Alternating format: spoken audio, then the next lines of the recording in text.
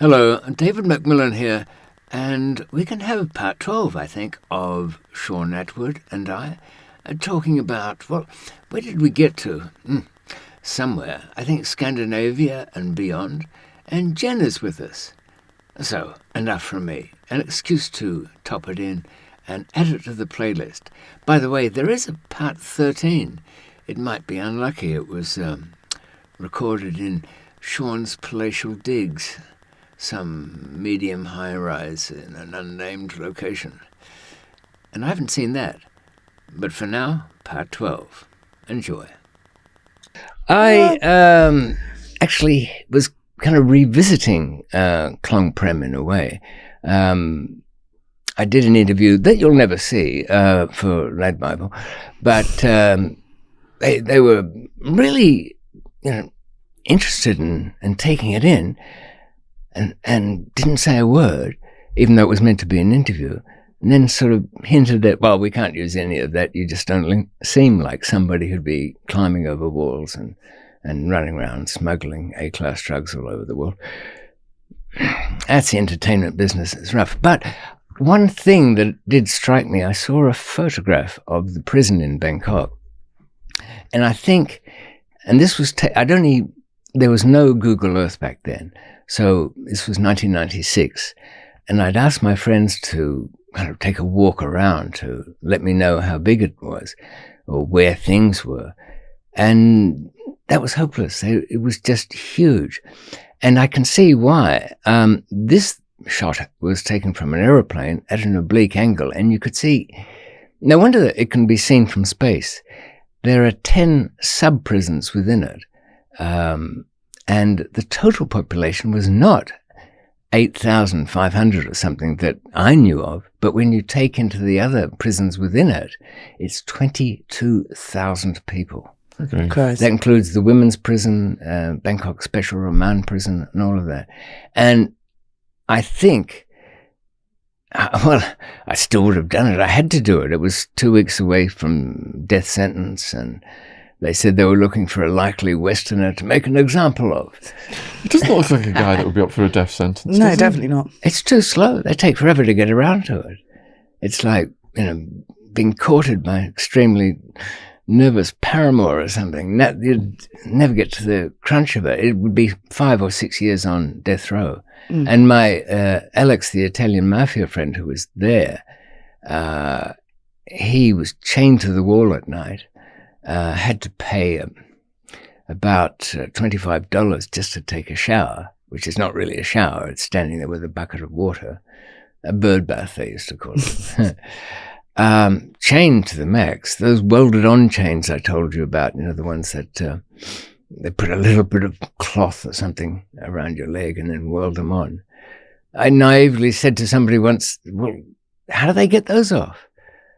You're on death row, huh? And there's in the execution chamber, there's a machete hanging on the wall. That's how they come off. Yeah, apparently they're quite valuable, the metal in that. So the ankles just get, the experts can do it in one. You said you were 2 weeks away from a death sentence. How does that affect the brain? Focuses the mind, as somebody once said. There I'd had 22 different escape plans. They all involved other people. And that was why they were never going to happen. If the locals had been involved, the story would have got out. Absolutely, for sure. Even amongst the Westerners, we're always talking about escapes. That's what people do in prison. I'm sure probably, Shaun, in Arizona, people were talking. Did you come up with a plan? You fantasize about it. When I was facing 200 years, I fantasized about it. In max security as well, they did dig a hole in the wall, but then drugs got passed through it and it got busted.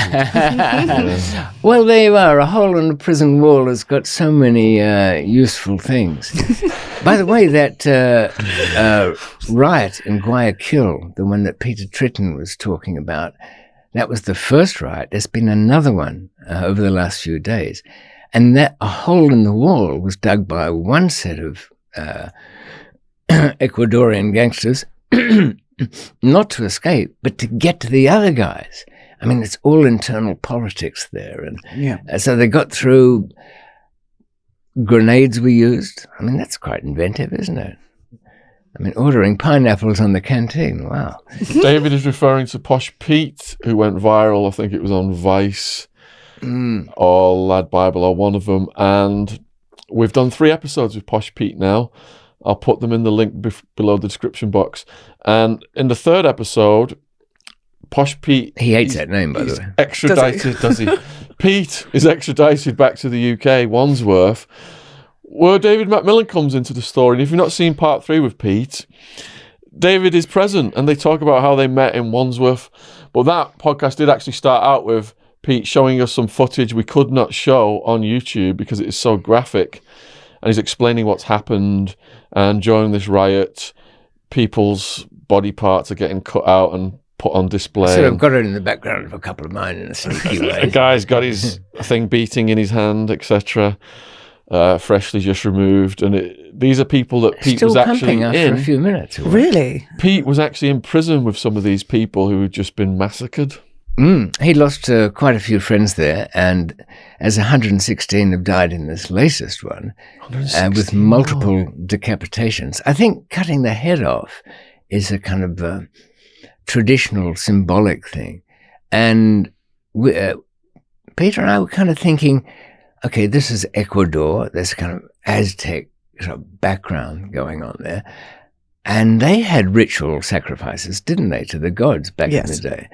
And that involved building a tower so that blood could fall down and, rejuvenate the crops in the land. Controlling the weather was tough in those days. No rain dancing for these people. That might have been okay with the softs, the people up north. So you can kind of see this ritual slaughter thing having a lot of organs involved with it. I don't know. People have always historically have been fascinated with them, haven't they? They used to read the entrails of a liver to ordain the future. Don't think you could look at my past with my liver, I think, but not much about the future. It all looks grim. Help. So anyway, back to Bangkok. So you were 2 weeks away from being executed in Bangkok. Death penalty. You said it gave you focus on escape plans. It did. All the ones that involved kind of silly things, like we were going to sneak out dressed as United Nations medical evacuee people. No, it sounds utterly insane. One of us would be on a stretcher. That was Swiss Theo. He was going to be on the stretcher. And he was stronger than I. He could have taken the end of the stretcher. Anyway, the big Viking was going to be carrying the other end. We had the helmets, the UN uniforms. Open the doors, emergency. And because we're all foreign, and you'd only have to say the word United Nations, there'd be a visible Mexican wave throughout the staff there. What? When? Here? Now? They see everything? Because they used to take elaborate precautions when visitors came from outside. They'd issue uniforms, or instead of the rags they were wearing, or the beggars would be taken off the streets. The people betting on the worm extraction process for those with elephantiasis. Have you ever seen that? No. A swollen leg, riddled with worms. The only thing to entertain the poor slobber's got it is to try and get these worms out from inside. So the trick is to get a pencil, and when one kind of looks around, lure it out on the promise of something interesting. Flip a magazine in front of it. Not Town and Country, no. And then roll the worm around. What they bet on is how much worm would get out before it snapped. And I must admit, I threw down a few baht on that one myself. My worm just snapped at 3 inches. Oh, Christ. Did you have to get so much out to prevent the remaining section? Yeah, well, you know what worms are like. They just split, don't they? Yeah, stay alive. Back 20. Oh, don't worry about that. We'll regrow. So they'd sweep all of that off, and then the visitors would come and they'd put on some lavish food and all that. And how does that condition come about in the first place? What, elephantiasis? Yes. It's an infection, often from just drinking water full of The worms. food. Oh, drinking the worms and in the food. water. Yeah. And uncooked pork. Have you ever tried that with a pork steak? Not that I'd eat one. Yeah. No. Get a raw one and put it on a pan and slowly heat it up. You see all the worms get out. From the local butchers? Yeah, just any that we eat. But that's why they say, please cook a lot. Char it beyond I'll never have a recognition. pork again. Oh. There's YouTube videos out there for the sick-minded who want to watch that.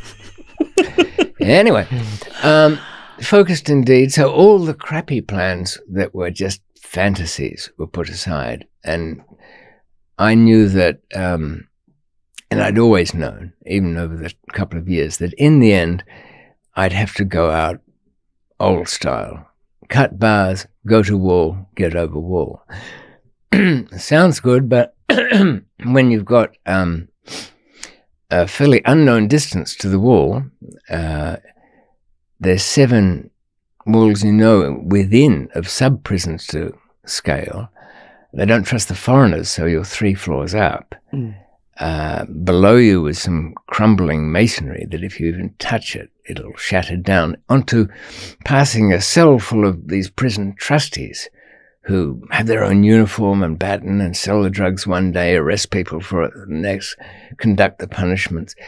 You know, when somebody's being beaten there and they expose their vertebra and the guard drops his heavy truncheon between...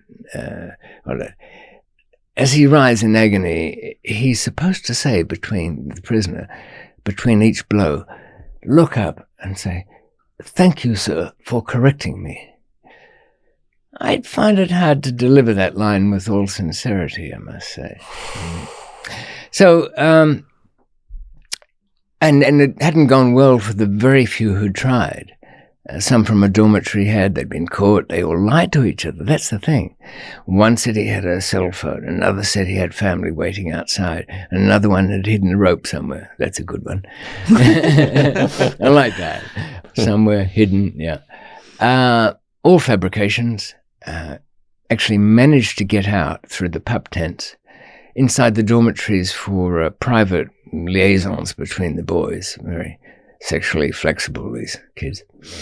A towel would be tied to the railing of the dormitory mesh and then pinned to the wood so it would form a little tent. So nobody, it was polite not to inquire too much what was going on in there, even though the lights were on 24/7. So they got out that way, all came to nothing, didn't know where they were, circled back, woke up the sleeping guard. And now these guards, we could do a whole program on bribery, the subtleties of it, why it's not really bribery, why they're feeling they're getting rewarded for helping you, for being nice, that you're lucky, he wants to be lucky. It's a whole show. Now, as much as they might take money for doing things, to escape, to lose them their job, to insult. Like, you want to leave here? You want to break the system? This is what we are. This is our city. This is Klong Prem. You pooing in your own house and getting me in trouble. He was outraged. Yeah. So they were all thrown in the soy, which is the punishment area, which is a coat locker, and not a full one, not for a long coat, for a half jacket, I think. A letterbox slit to see out of, not that you could see very much. A bottle of water every day and a paint tin, which was your bathroom. But you weren't worried about the bowl of rice that you couldn't eat because you'd have no teeth, because every day they'd be taking you out and whacking you with clubs. And you would hear the levels of pain escalating to a wild, high-pitched squeal, animal in nature. But worse than that, when there was just silence and consciousness, but still the sound of wood hitting flesh, like a baseball bat on a carcass in a slaughter yard. So to be caught doing that was not good. And even my last friend backed out at the end. So looking at this picture that had been taken, if there had been Googlers, maybe that wouldn't have put me off. But just navigating the place. As you say, look at episode 3 of those interviews, you'll get the story. But in the end, I had my 2 bamboo ladders joined together. I would go to one wall, look over it, and try and get some idea of what looked promising. But because the outer wall was 3 times as high, even though it's a huge ladder in the end, and it had electricity running across the top, an inside moat called Marsbar Creek because it was a sewer, and an outside one really wide. It's, 35, 40 feet across, and goes straight into officers' housing. So that would have been very off-putting, really.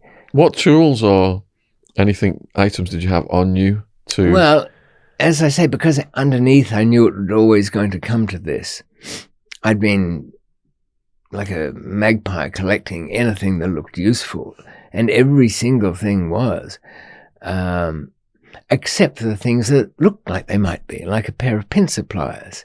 Original plan was to start the inside walls, the internal ones, had barbed wire, but they were held by little U-bolts over the top. I thought I could get to the top of that, take the U-bolts out. No.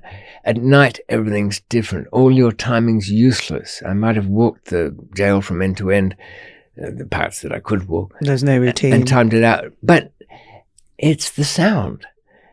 During the day, everything's noisy, covering your tracks. At night, you've got sleeping guard there, you've got tower here, you've got somebody, you can hear a gate opening and closing, shutting, so you've got to stop for that.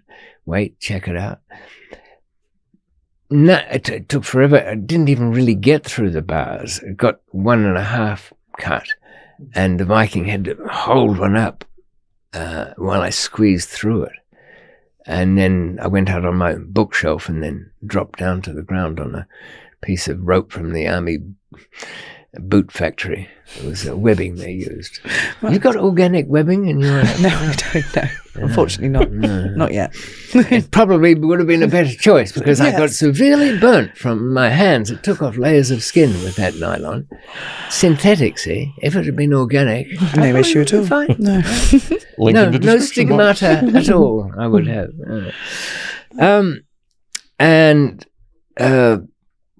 I only now, having seen that picture, know where I had been. And looking at the route I took, it was forwards and backwards, and that's why it was dawn by the time I got there. Only passing the AIDS block gave me a sense of where I was, because I knew that one from the church meetings, so-called church meetings every Sunday.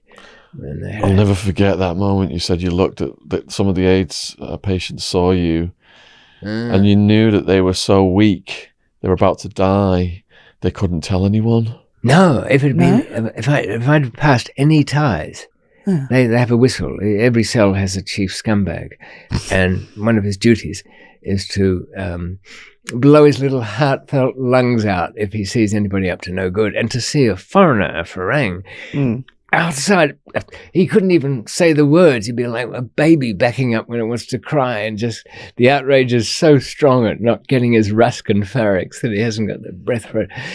But nonetheless, he would find the strength to blow his whistle. But these, at the AIDS ward, I smelt it first. The odor of necrotic, rotting flesh was unique there because it's got a kind of sickly sweetness to it. And I even looked in. I thought it was empty. It was so dark. But they had the courtesy to turn off the lights for them. That's true. They didn't want to see the rows and rows of dying. And these grey, waxy faces with matching eyes, just staring at the moonlight without the strength to cry out. Looked at me like maybe they thought I was a ghost. Maybe they thought they died, and that was probably, sadly enough, the gatekeeper of hell was before them. I might have looked that way because I climbed up under a couple of, ran into some mesh and had to go under a kind of muddy thing that was I just didn't have time to climb things anymore, Shaun. I just had to whack this damn long ladder and stuff. Hadn't you gone through some sewage as well? Yeah, Mars Bar Creek I managed to keep out of, not straight into it, but... Mars Bar Creek? Well, because it had little floating turds in it. And around the entire prison. So everything has a local geographical name to it. So, isn't there some system now in the world where 3 words identify exactly where you are? Is there? Yeah, we can look it up. Just 3 words, it will give within a square meter every place on Earth. So instead of your last bit of battery on the phone, instead of calling out, well, I'm on a place that looks like, what was that? What would you say about here right now? Well, we'd have to look it up. Okay. Oh, no, the words aren't. That'd be nice if they were kind of poetically matched. Like suffocation, anxiety, and claustrophobia, for example. I'd agree. Yeah. No, they're silly words like water, brains, fish, or something like that. And that will identify my place. Not just my place, that'll be my living room or the loo or something. Must look that one up. Put it on the wall. So you dodged Mars Bar Creek. Yeah. And with difficulty got the ladder over. I think I even offered a prize for anybody who could figure out if you've got Mars Bar Creek, you can't go across it because it's got tall barbed wire. It's full of things. Well, never mind, you'd swim through anything if you had to. But it will catch my ladder. It's too long. It's too heavy. It weighs more than I do, this ladder. How do you get it across? You can get a bit of it across. You can get yourself across. But you can't lift the thing to carry it over. What was that old thing, the mathematical thing that you've got a duck that's going to eat the corn and some of the thing, you've got to get them across the river, but a boat will only take 2 people, so you have to do it in trips. It's an old Simpsons thing. There used to be mathematicians writing that show, They predict the world, don't they? Distracting here. Did you know when you got through that, the Viking held a bar back and you got through that hole, did you know everything you were going to be confronted with until you had your ultimate freedom? Did you know the lay of the land in advance so you could adjust mentally? Or was it a case of, I'm just going to take these tools and I'm just going to get through whatever I come across? I'd walked around the place and I had everything I thought, not that I would need, but everything that could be, was the limits of its usefulness. A lot of rope is a good thing to have. You're taking notes, those who ever fear they might be confined by some mad granny and have to get out of there before she amputates your legs. I didn't want to say jail. Might not be. Other situations come up. And one of them was even an S-hook I'd found around, the kind of thing you put a ladle on a kitchen rack. And that was essential. I had to tie that I had gaffer tape, cable ties, and they came in a big care package along with the hacksaws that cut the bars. And that was a whole operation getting that. I had to say to my friend Michael, he went to Fortnum and Mason, he got a huge amount of distracting confectionery, lark's tongues and aspic, those sort of rare things in a tin they sell there. But also a couple of cartons of cigarettes to hand around to the guards checking it. But what would you put? You're new to the show. You're not as sick and twisted as friend here, Shaun. You've got a parcel. Right. It's going to go through an inspection. Inside is a religious scroll, the dowel rods of which are a bit heavier than they should be because they've got hacksaw blades concealed within. So you're allowed clothing, you're allowed food, pretty much reading material, stationery. What would you put in there to distract the guard? Well, you mentioned bribing with cigarettes. Yeah, all right, I'll give you a couple of clues here. Conservative country, the things you're allowed to read. Porno. Right. And what kind? Razal. Playboy. Okay. No, I went further with Michael. I said, go forth and find the most rank, over the top, but glossy and expensive pornography you can lay your hands on. So the guard, they used to confiscate titty magazines. So when this number 72 is coming through. And Timestamp. No, it's just a name, and doesn't mean anything. It was just too much for the guard. My name was Daniel, and he had the cigarette. No, Daniel, no, but very carefully putting them under his chair and dusting them off, making sure they had to be inspected later for years. So I can't mention the magazine about who. Oh, okay. Slam. This is not a joke. All right. So that was just to get those things, and another tool was a laser pen I nicked from a visiting American diplomat, a charge d'affaires at one of the embassies. A little laser pointer, red. Yes. Yeah.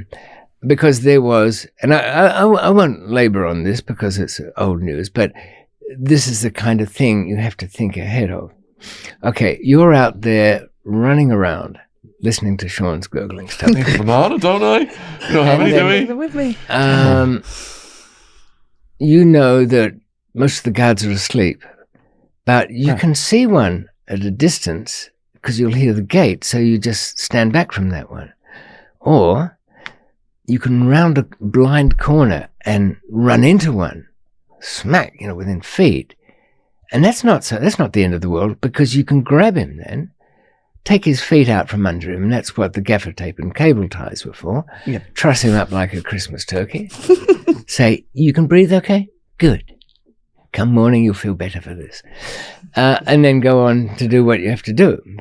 Nobody will notice. They all play cards down the front. They're all drunk as skunks. So, what happened to Pornvid? Oh, he's losing, wasn't he? A friend of mine used to translate for me before I knew enough Thai. And so when the trustees are telling you first night reception, and there'll be no ping in my cell, and as for number twos, don't even think about it. He'd do it as sort of a bit of a South Yorkshire accent. So I can't help but now think of these Thai trustees with these South Yorkshire accents. But what do you do, Jen, if you come around a corner and there's one 15, 20 feet, you see him, he sees you. He's got a radio. You'd have to attack, wouldn't you? You couldn't run. Attack, he's got a gun. Run. He might have a gun, he might not. I mean, often it's not, they wouldn't. But, some of them were nutters. They used to be gun freaks. 15 feet, he sees you, you see him in the dark. Oh, 25 feet. This is his range. Stay quiet and still, couldn't you? Disappear into the talk your way out of it? Yes. No, you need a device. A laser pen, obviously. But what I'd done with it was I'd taken a organic shampoo bottle. Oh, good. But it had a rounded top. And got some balsa wood in and made a phony gun.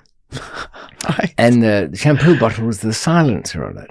And the laser pointer was the laser scope on it. Fantastic. And here's the thing.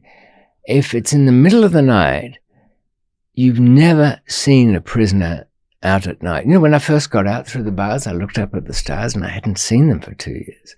Hadn't seen the night sky. It was kind of really distracting. And I looked back at my cellmates and it was like I never knew them. That was all the past. I was a creature of the night glued to the side of a wall. So if you're a guard and this thing that shouldn't be there is suddenly in front of you, plus he's a farang, white trash might do anything to you, and you've got a laser light pointed to your chest, and what's clearly got a silencer on it, everybody knows what they look like. You heard a click. It was a paper clip, but he wouldn't have known any difference. And you understand clearly, get on your knees. Whatever you might have, I think with that laser pen on your chest, you're not going to do anything. No. So I can close the 15 feet, truss him up like a turkey, or let's say a duck this time, and repeat ourselves. And that was it. So that kind of thinking was involved. What if this happens? Did that happen? No, there was one stirred. He got up, scratched his belly, went for a pee, splashed water on himself, but went back. I'd made sure the bottles of Klong, the whiskey, normally given out on a Friday night, went out on this Tuesday night. So that was the end of that lot. Mostly, I think there was only one I was concerned about, and he wasn't on, and that meant going. So those were really the only tools and the ability to get over all these walls without having to go over the gates. Michael, my old business partner and friend for many years from Australia, who was a Commonwealth pole vaulting champion, told me how to carry very long things, because those long poles they used to carry, they were aluminium, and then when they became fiberglass, they used to wobble a bit. And he said, if you're carrying something that's flopping about, that's quite heavy, carry it to the center point and lope, don't run. So I was loping across the fields with this thing bouncing and getting into the rhythm, like the wobbly bridge over London. Yeah. As I say, it was virtually dawn by the time I propped that up on the final outer wall. And instead of swimming the big moat, the long one, the idea was to put my clothes in a plastic bag, tie it up, swim over, dry myself off, change. But I thought, there's no time for this. It's starting to be that time. There's this kind of silence before dawn where you can start to see things. And splashing of water it was so obviously going to be just the wrong thing to do. And I only had one last resort backup implement that I grabbed, just because there was one in this kind of war game scenario that you run through every possibility. There's only one thing left, and that was, what if they're looking at you from the towers? And that was it was from a factory that was nominally my actual place of employment. I think I paid somebody to work there. I never met him personally. I believe he was a very good worker. Never got beaten. They used to beat the laziest worker of the day at the end of the shift. I mean, there's always going to be somebody, isn't it? Yeah, poor bastards. It was a pop-up umbrella. And I'd use the last of my water, not to drink, but to clean the mud off myself, put on my long khaki pants, which matched the guards' ones, and prisoners were not allowed long pants. And they usually wore flip-flops, so shoes. Put the umbrella down, and the gods must have been favouring me that evening, Shaun. As I've told you, a little light rain came over. I learnt years later that it wasn't a light rain, it was the spittle of the gods' laughter, as they were planning worse things for me in years to come. I just looked up from that umbrella and couldn't, you can't help yourself. I just had a little look in the guard tower, and there was one kind of half frowning, but what's somebody walking in down the side that way for? But it's so unthinkable that there would be a prisoner wandering around out there.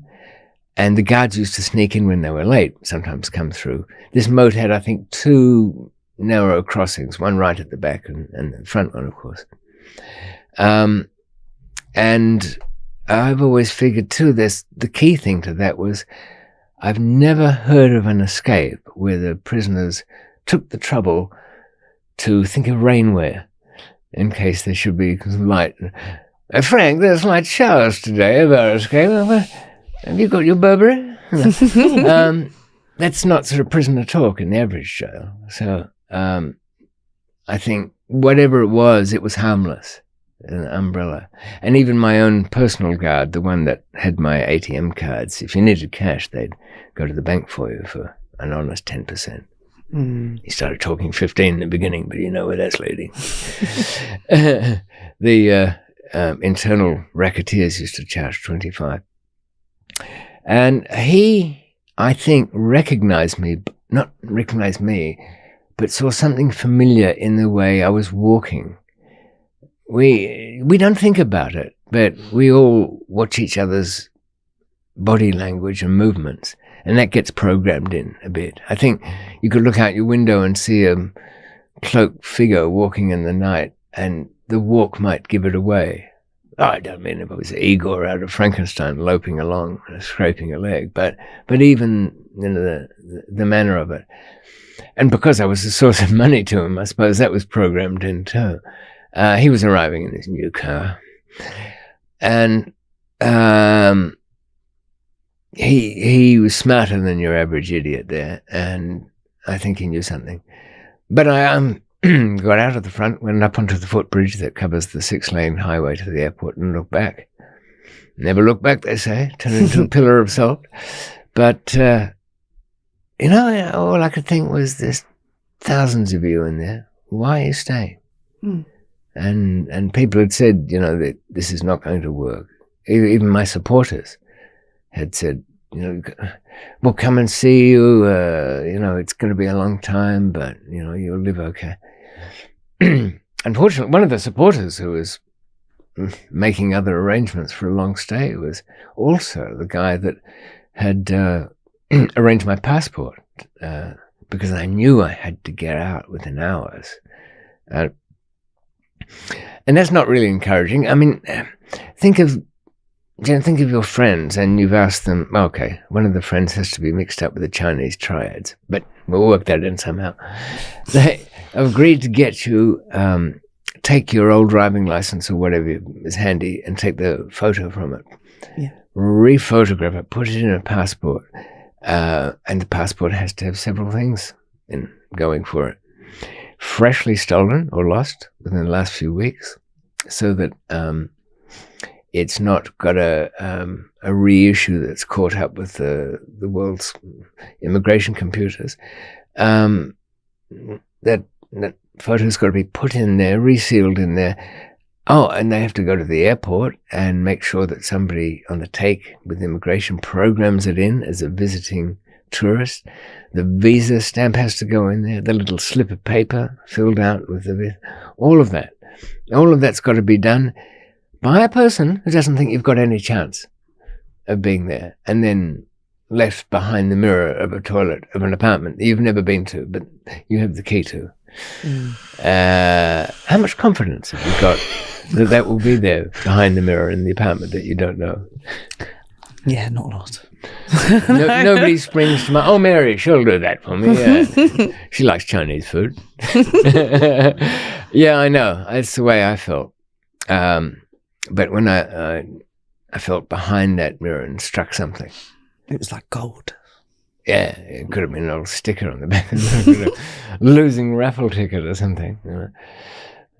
And then pretty quickly opened the envelope, and there I saw my crumbling face, mostly due to the fact this thing had been rephotographed a couple of times to get it to size. So it was a little bit grainy for a passport photo.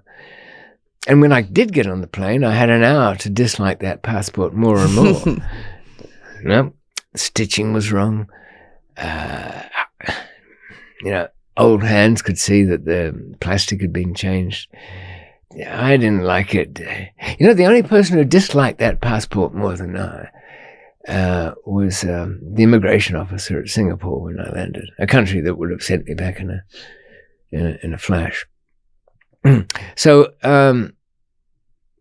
he looked at me, looked at it.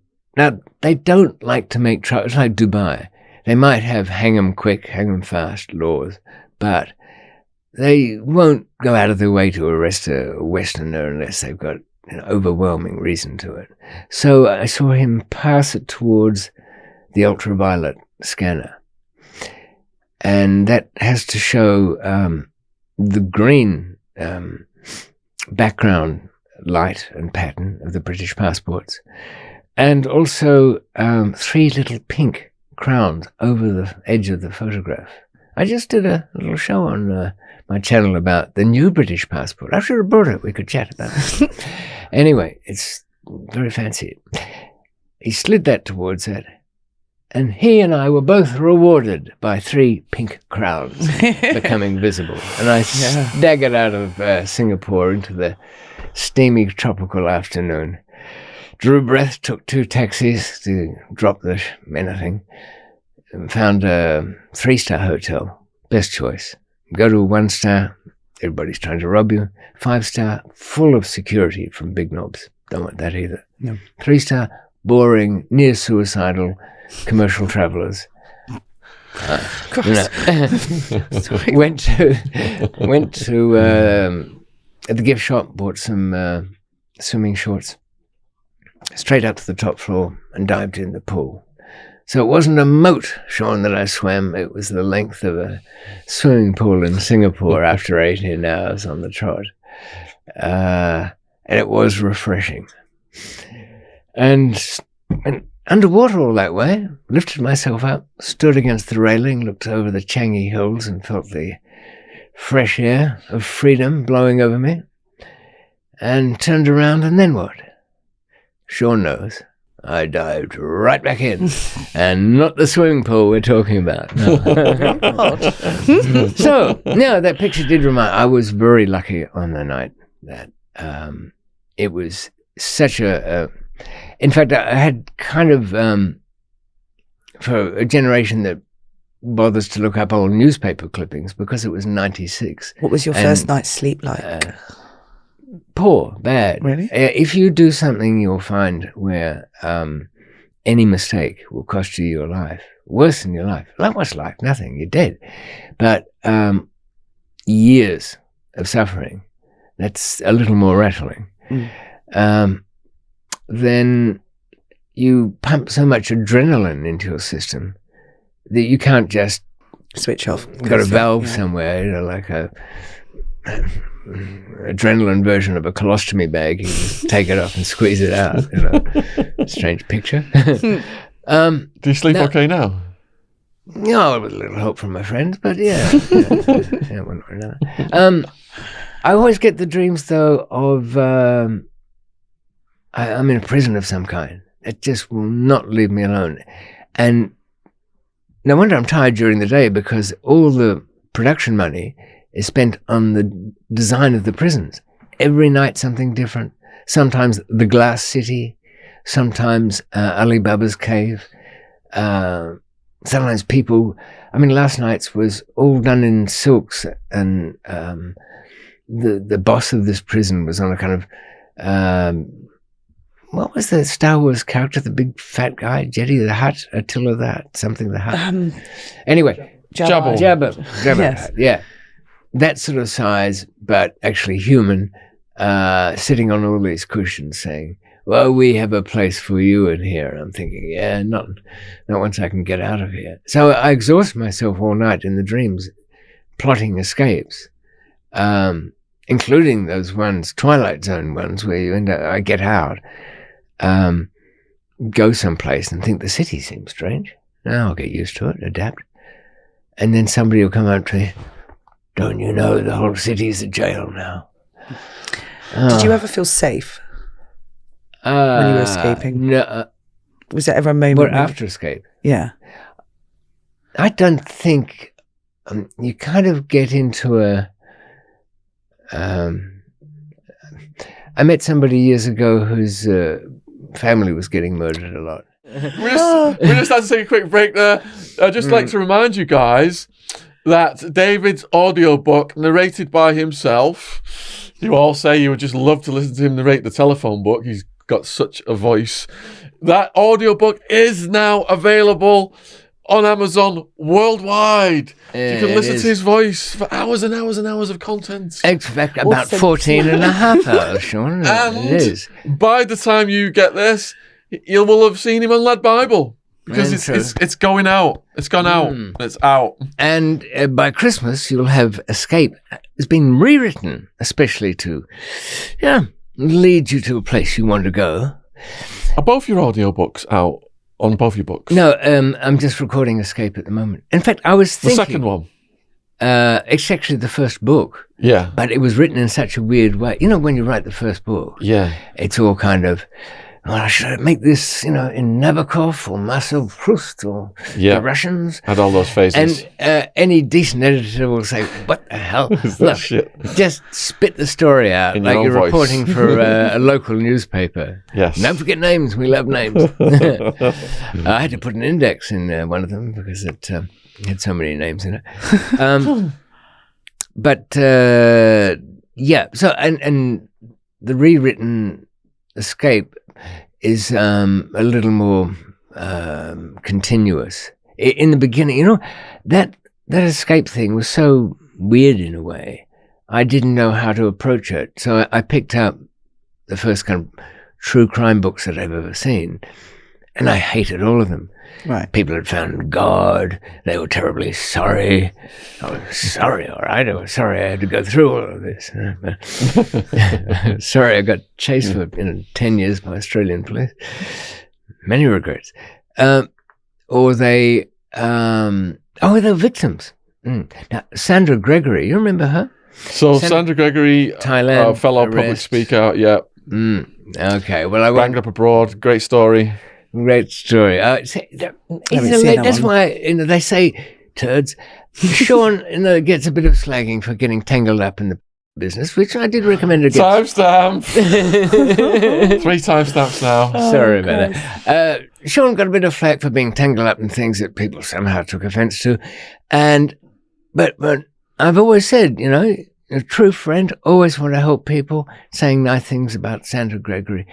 I wouldn't say otherwise. Well, Sandra Gregory, I don't know if she still works for the same public speaking agency as me, but she did. So we all had dinner together. And I've been to her talks at the school. She's had a remarkable impact on the students. She's a very quirky, bubbly person. And she says it how it is. And she's very fascinating to watch her speak. I thought she was quite good on Banged Up. What was her story? Well, she was with... God. She was out you there. You want the truth or her story? Well, let's say her story. All right. She was out there and on the water taxi. It's Bangkok. Some of that water got in her mouth. It wasn't worms, I think it was feces. So she gets this illness. Right. She hasn't got the flight money to get home. Excuse me. So... couldn't work. Decides to smuggle a little something. Work for Bob Locke. Robert Locke. Yeah, and she was so honest that when she got stopped at the airport, they were following this Robert Locke character. Yeah. And they turned to her, and she was so honest. They said to her, "Are you with him?" And she said yes. It just went with it. Oh, not only that. What? That's how she got arrested. The police were arresting him and taking him away, and they turned to her and said, "Are you with him?" And she said yes. So the kid at the back of the schoolroom was... So then she gets up for the death penalty? Bob was actually on the aircraft at the time. Are you with him? Extended the long reach of her pointing finger around 2 exit terminals, down the finger into his very seat. He was dragged off the plane, actually. Yes, she was so honest. She felt that no party would be complete without Bob. But he was acquitted, I should say, and that was one of the very few acquittals I've ever seen in Thailand. 99% conviction rate, which is similar to Japan. They won't go to court without a confession. So you can imagine they're very persuasive with the air conditioning to ensure that they get a confession. Cold cell is a tough thing. It's annoying. It's really irritating. And then you want to kill. And the other guy that was in prison out there was Billy Moore, wasn't it, out of Liverpool? It was, but I missed him. Oh, by the way, I got in touch with a guy called Justin Jackson. He's got a little Facebook, Klong Prem Memories of the 90s, No, it's not as bad as it sounds. And he's got some memories. And he was there after I got out. And you folks will know what nobody else does at the moment because I only heard it from him. After I left, now I was down at the airport waiting, scrabbling to get onto this plane. I thought it would have been like the Chiang Mai escape where these Israelis had gone. They got them and smashed them to pieces, of course. But I needn't have worried because they were still looking for me, the guards within the prison. And as much as they all got collectively punished for my having left, they had their shower curtains taken away. Sounds trivial, but when your whole shower is a shower curtain, it's not. And some people were split up, and the others in my cell all moved to different places. But Justin was there to see what was the comforting sight of 10 of the guards that I'd paid off, by one means or another, roaming around building number 6 and elsewhere, looking at the cut bars and thinking, well, he clearly got out, but he couldn't have left us. He's got an office full of food. He's got this. And Justin said they were going around saying, Daniel, like looking for a lost puppy, thinking that the magnitude of my betrayal was not quite apparent at that stage. And so really, though there was quite a bit of flack afterwards, everybody said from there it was worth putting up with, because at least somebody had got out of the place. And I think most prisoners would be like that, wouldn't they? Yeah. Even if, they get locked down and, half rations, or, well, that might be going too far, but get punished in some way, knowing one from their side is free, because nobody thought that would happen. And I was one of the ones and didn't think it would happen. But I was reasonably confident that once I got my hands on my second passport, that I'd be okay. So many, over the 2 years, every con artist and bit of Western driftwood that came into the prison that were on some shitty little sentence, short-term thing, a couple of grams or whatever. But the ones who actually speak would get me in some way. I mean, the prime was Dean Reed, who, when I was at my most suicidal, which was after arrest, and you can't kill yourself easily in there. No, I mean, you need some privacy for suicide, You can hardly say to somebody, oh, don't come in, I'm killing myself. I'll be done in 5 minutes. Need a hand? No, it's all right. What methods did you contemplate? Well, there wasn't simply anything. Bleeding to death takes forever. And half the time you just go to a sort of comatose shock. On another occasion, when I was facing torture, I was trying to get the blade out of my pencil sharpener, but the little bugger wouldn't come out.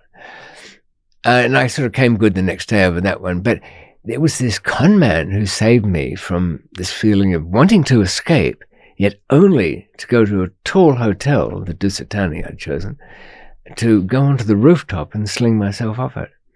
I'd been fighting, 20 years? Constant battle with the authorities. And I'd taken so many precautions with this trip to Thailand. The police were following me, and when they logged the movements of my telephone, they saw it was still in Melbourne, Australia. They tapped it, and they heard me call somebody in Melbourne, have a conversation with the guy, and then hang up. So when the Americans said, no, he's here. He's staying at the Oriental. They didn't believe it. They said, no, we've got him down in Melbourne. We can't see him, but we've got the phone, he doesn't know all of that. How would you do that, by the way? How would you make that particular trick? God, I'm baffled. You give your cell phone to a friend. Yes. Yeah. You record in the studio, just like here, or over the phone, the whole conversation. He or she tapes it. Yeah. While you're away, it goes to a payphone, rings your phone, answers your phone, plays the tape. Okay. Conversation between you two. I'll be over later, especially throw in something like that. Usual place. That'll set them busy. Cost of money, that's my policy. Bankrupt them. I used to leave addresses from Las Vegas lying around and stuff like that. So, no, they weren't at the airport then. But as I was saying, there were so many con men like this Bostonian, and that unique Boston accent. he'd even got to my friends and asked them for $50,000 to do something or other, and got it. But I'm very forgiving of con artists, because you get entertainment. That's number one. Number two, you wouldn't hang around because you know perfectly well what they're up to, unless you enjoyed the flattery, because there'll always be some of that, were interested in the lure, but they've got a fault. And Shaun will tell you this, they can't, even if they like you, even if the bit of a deal can pay off for everybody and you think, well, he's got no rational reason to do it, they can't help themselves, can they? That's narcissists. The bastards just can't help stooging you and sitting back somewhere in the brief moments when they're successful until they blow it all again and go back scamming away. So in a sense, I knew it, but it gave me hope from this despair of nothing will ever work, and no matter how elaborate the scheme is, no matter how much trouble. I mean, some of these passports were golden that I was on, untouchable. I'd taken special trains. I canvassed a whole city street. There was not a soul in that street I didn't know their business. I followed everybody wherever they walked. I followed some guy, I thought he was suspicious. He kept going to building after building, officer. He was just an old retired gent, fantasizing about the days when he had officers and people that he cared about and worked. It's quite touching, actually, if you look into the minds of people as they travel about their business. A lot of sad and lonely people. I later found him at a government office collecting benefits and so forth. Yeah. And, I felt like going up and giving him some money or something like that. Kept me full for a minute, you old jerk. So my friends didn't think anything unusual had happened. Because the thing was, I had to notify them, and it was to be done by this. I would send, in a golden era of faxes, a fax with my temporary location not to them, of course, don't do this, but to the print shop down the road that takes faxes for people in the area who don't have a machine. I think now if you had to send such a thing, and you sometimes do, there are still things around that require them, oddly enough. Usually people who don't want to pay your money back, that's where it is. If you ever find that somebody says, oh, you need to fax this because you'll never get your dough, forget it. No. They got the fax from the print shop, but didn't believe it. I thought somehow somebody's got into the way I do things, or found out, or looked over my shoulder. They didn't react until they read it in the newspaper the next day from the Straits Times in Singapore. Gulp, because I was still there. That Daniel Westlake had made it over the wall.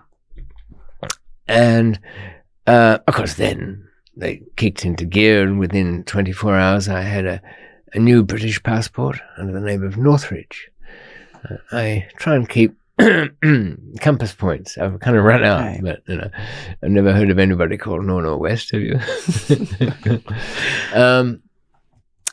Yeah, Eastman was another one. And then went to the only place where I could get safety, which was in Baluchistan. But when I was talking to Justin about the Bangkok days, I said, look, you must have transferred. He did 6 years there for some ecstasy. He was doing the parties. He said to me back then, look, they're all the sons and daughters of rich people in Bangkok. They're local people. I'm safe. They're fathers of generals and top police and all of that. Yeah, that sounds terribly safe to me. Couldn't ask for more. So we were having this conversation sitting around as he's visiting my jailhouse offices. He looked back on it and things that I didn't even realize were going on. He said, I couldn't see David straight away. His people had to have a walk and talk for a couple of weeks before I was let into his area. I suppose it was a bit like that, but it wasn't. It was just being antisocial as I am today. You know, who? Meet people? Are you kidding? Met all the people I want to meet. So he, as I say, it was 6 years before he transferred back, and he found the time. He's from Scotland. He went straight up there, but he found the time it was only 6 months or so, in a British prison, a Western prison, much harder than it was in Bangkok. Because we had this prisoner of war mentality. Now, Shaun, you were in Arizona, so you're an outsider in a double way or triple way. I can think of 3 levels. You're an outsider there. Probably a 4th if I dared go down that dark door. And, you know, so you're in a professional class, but that served you well because you could, read their court documents for you. Got my education. Not a charge. Yeah. We'll have a robust defense of that. They like hope, don't they, people? So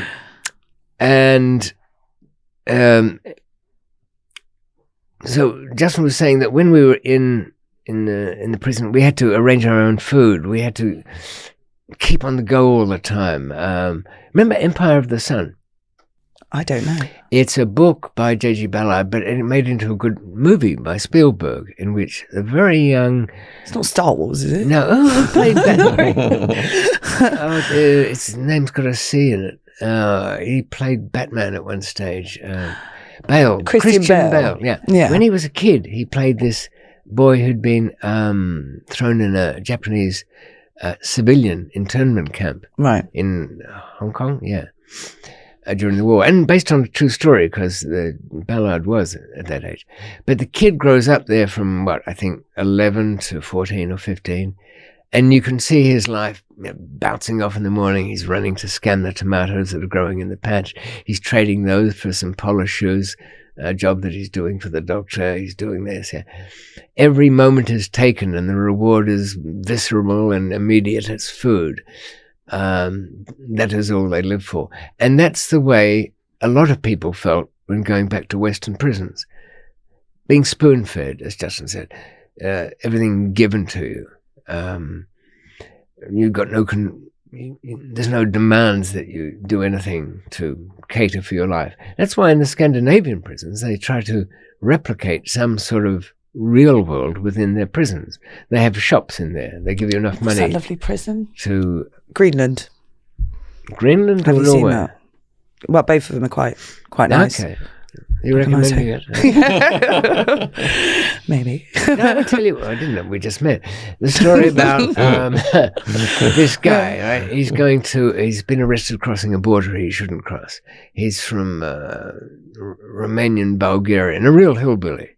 So he doesn't know anything about what it's like, but he does know what it's like in jail in Romania. This is, he said to me, David, in there, you go in room 6, no talking. You want poo? You want shit? Big tin here. That is it. Food, black bread, soup, good day, Sunday, soup. Yeah, all of that.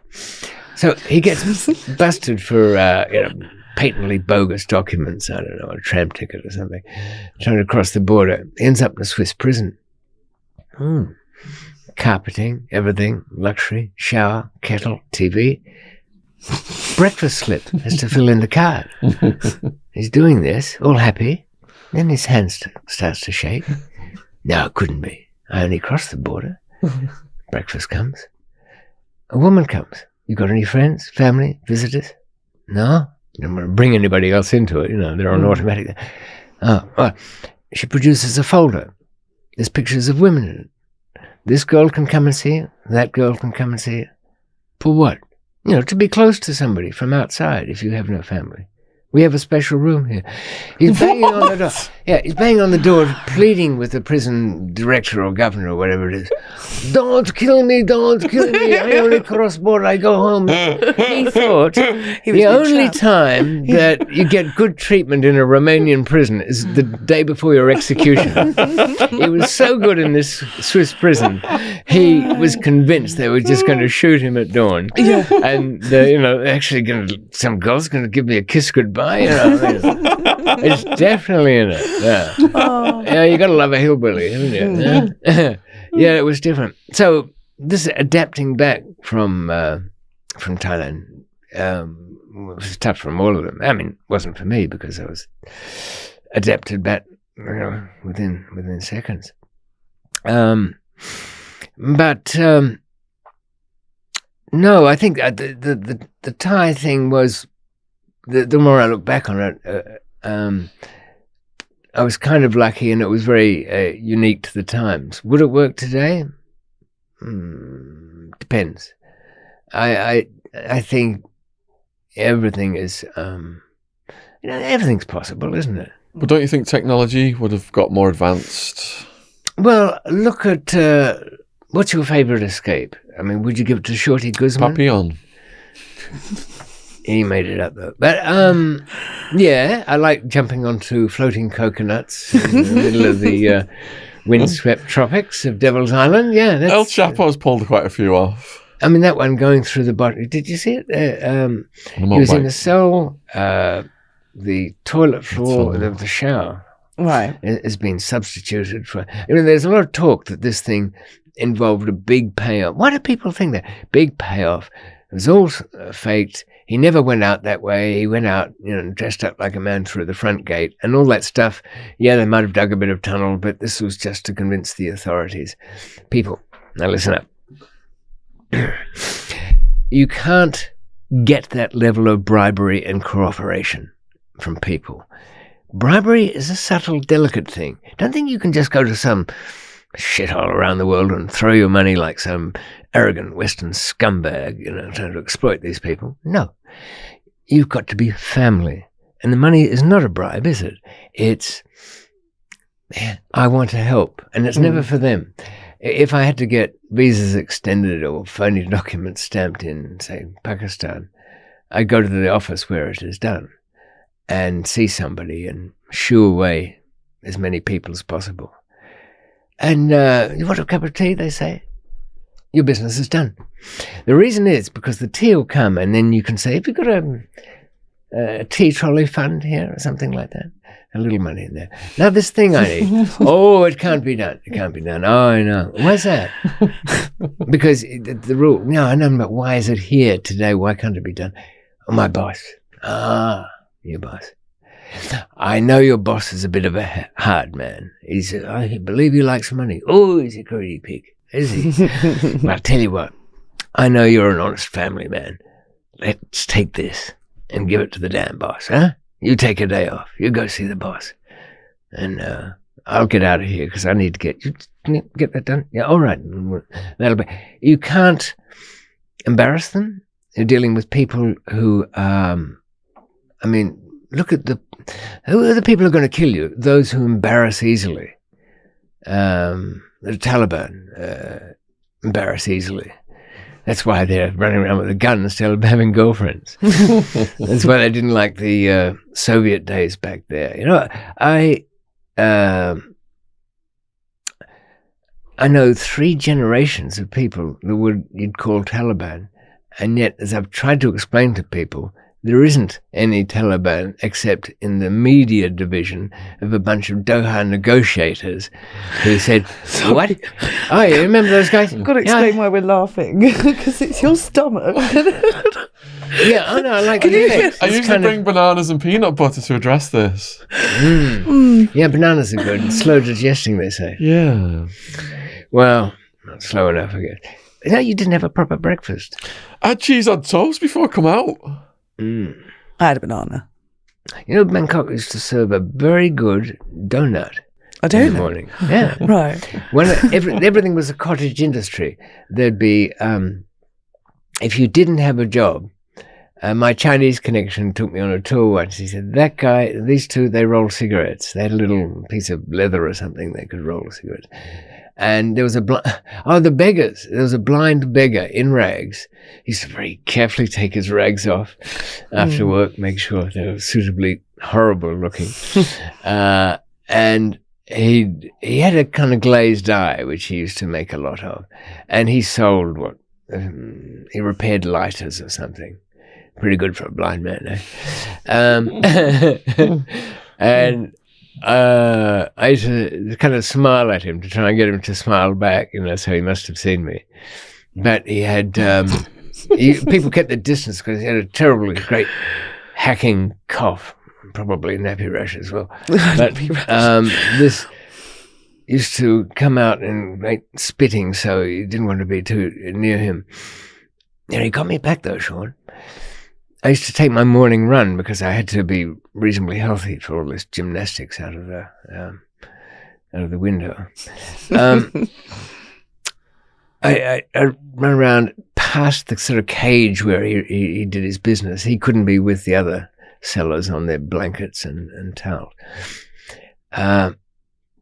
And I could see him sort of standing up and getting ready for a spit. So I didn't think anything of it because I'm motoring past and I've got the Adidas on. Who are you promoting? Nike? No. And I rounded the thing, and too late, I saw his parched, rubbery lips poking through the chicken wire fence. And this hawking, the sound travels at a different distance than light. Yeah. So I was a little bit behind it. And this great green amoeba thing was tumbling through the air before I knew it. I swear it had eyes, this thing. And it clung onto me like some alien creature in a science fiction film. And I could feel the warmth. I had to tear my Lacoste sweatshirt off and threw it in a rubbish bin. But you can never throw anything out in that country. And about 10 people fighting over it 2 minutes later, despite it was walking around by itself due to this great gourby that this. And he was smiling at me, the old bastard, too. He knew that was it. Yeah. Oh, yeah, Taliban, that's where we were. Now, they are not a cohesive group at all. They are local gangsters, village gangsters. Hundreds of them. I've lost track at about estimating 800 because we're talking 25 different dialects, different languages, different zones. People are the Pashto and the Dari speakers who are like Persian. Now, I went there in 1979. And with Syed, he was living in Bangkok, and we went over to organise some hash. Went to a village, took my old Thai contact there, Lee, met somebody who was, he'd never been there to this village. Part of the family went one way to Bangladesh, another somewhere else, and he ended up sort of in the middle in Thailand, spoke about 6 languages, like an English, like a taxi driver from everywhere. But, and when the old man saw Lee, he burst into tears because he just didn't think that whole section of the family were alive anymore. So, I made arrangements there and did the usual thing to had the well dug another couple of 100 meters down with a new pump. My brother used to say, "Oh, well, that's your conscience at work. You're exploiting these people." I said, "What exploiting these people? They were exploiting me, and happily so." I never did get my hash in the end. No, distracted I was for something more lucrative. And now, Syed was a young guy then. He just had no, he wasn't even married. He'd just been married. He was running around in that area, and I saw him again. And you know the story, when I was back in Afghanistan, trying to find the nephew of my protector there, Lord Mir John Magsi of the Magsi clan in Baluchistan. His cousin had gone missing. Nephew. Crossed the border in Afghanistan, and I met Syed because he was still a scallywag, right, the old one, and that was in Jalalabad, and he and his friend were all wearing this black stuff, and I didn't really pay much attention to the news, but I knew the Taliban. I'd only been there before when the Russians were being chased out by people we tooled up, the Mujahideen, and they'd kind of split into various groups. I'm trying to think of the guy's name. Masood, the old Mujahideen leader. Panjshir Valley man. Salt of the earth, bit of a lunatic if you're on the wrong side of him, but stylish, you know. He had that kind of natural style of a Gaddafi, if I can put it that way. He had Italian's Gaddafi, didn't he, doing all his design stuff. That's some organic clothing for you. There we go. Bourbon natural. And I went and saw Sayed in Jalalabad, and I was making all the usual feeble jokes, you know. I said, remember that time we went to that village and, you know, there was the girl wearing the full, you know, Ninja Turtle outfit. And I said to the old man who knew a bit of English, I said, well, at least you can marry off the ugly ones, huh? It was like an oil painting. Nobody laughed. It was absolute still silence. Tumbleweed. Yeah, exactly. You know, we went off ahead, and there was tightening of gun stocks and grips with my guys and everything like that. We sort of backed out of there. I said, how'd it go back in the village? Oh, well, they smashed the cup you drank out of. Okay. Burnt the chair you sat in. What? Burnt it. It was a nice chair. Burnt nonetheless. And when I left, an old woman was wiping away your footprints with an old stick. So we're going to do business somewhere else now, are we? Yeah. Now, he was, when I met him again, we went in for some really horrible soup someplace, you know, and the oil's floating across it. And you're supposed to dip the egg in it. Well, which is the egg? It all looks like egg. You know? He said, David, no, we can't make jokes like the old days. I said, but you're still you. Yeah, but, and who's that one? Oh, he's from a gang down in, where's it, Kandahar. And those boys have got this. It was like listening to a mobster's parade. I lost track of, you know, a few hundred of these different groups. So where's the Taliban? Oh, no, you Westerners call it that. No, we're just a bunch of people, and we're all crooks. And what about this cutting hands off? Oh, he just likes to do that. He grew up as a kid doing that. You know, the idea that there's a cohesive knit to it. Well, sadly, through a bit of a misunderstanding, and I was out of the room at the time, Sayed ended up getting himself killed, but his son, I spoke to not so long ago when they're coming in. He says that they didn't, the Afghani army didn't melt away. For a start, they knew they didn't have any reserves of ammunition. Secondly, most of them were, a third of that army couldn't read or write. They were all from villages somewhere else.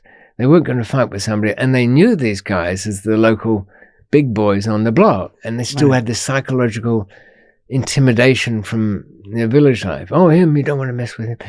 And so they made a deal, the Taliban, we'll call them Talibat, because there's always a but with these people.